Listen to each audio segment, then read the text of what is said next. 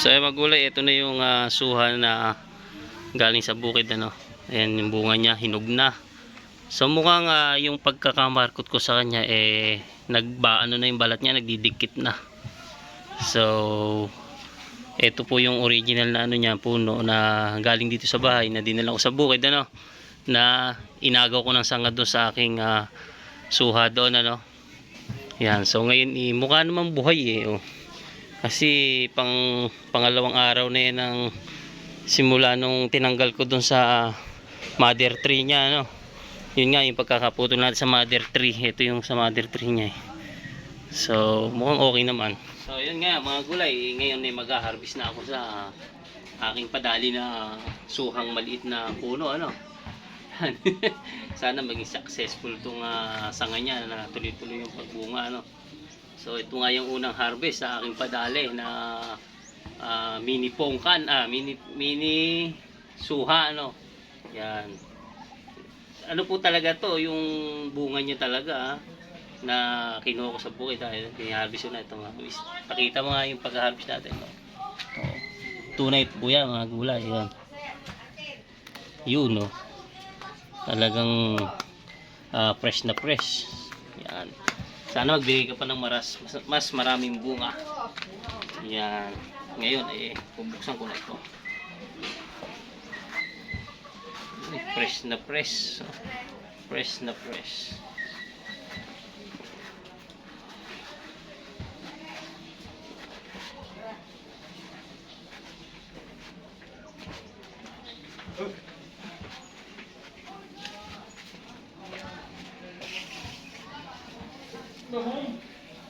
Buong-buo yung balat Ang galing Hindi ako makabuo ng ganun Pwede pa isauli ito Itong balat na to, pwede pang buuin to Pwede pa ibenta to Buong-buo pa kaya to. Dikitan mo lang na may dipan Diba? Nakuha yung laman sa loob.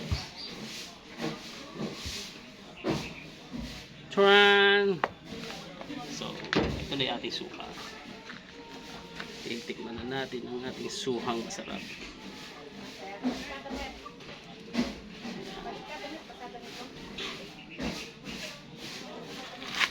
Sus, talsik ang katas Talagang mapakatas. Malaglag. Wow.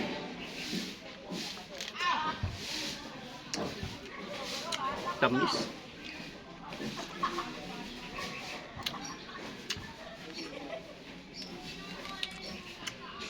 Sarap talaga ng suha na ito.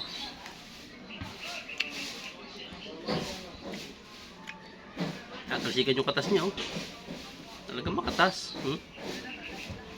Close up natin. Makatas talaga yan.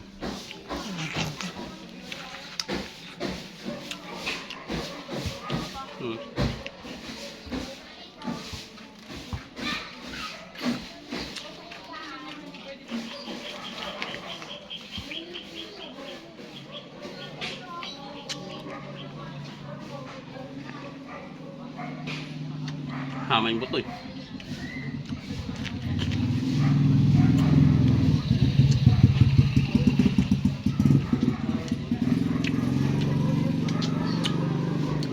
Bigyan natin sa kanila to. Akin yan. Tatago ko yung sa rep yung akin. Yaki kamis daw. Oo. Tago niya sa rep pa. Kainin mo na. Hindi, tatago.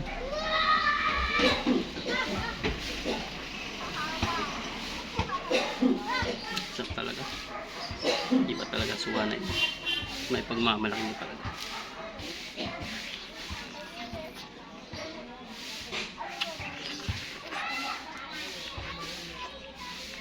Ito, sa iba, pag nakagat mo itong balat na ito, mapait. Ito, wala. Kahit kagatin mo siya, walang pait. Sa iba, pag inagat mo, ang pait nun.